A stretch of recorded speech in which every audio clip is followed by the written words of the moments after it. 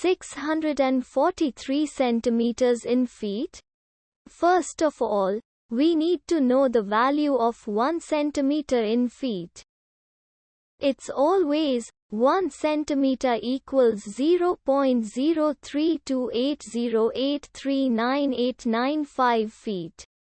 Now we have to multiply 0.03280839895 by 643.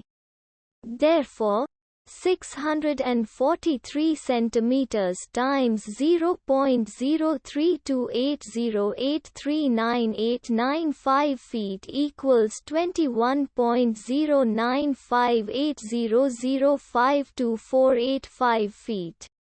So, in other words, 643 centimeters equals 21.09580052485 feet. We hope you have enjoyed this video. Please like and subscribe to our channel for more videos like this.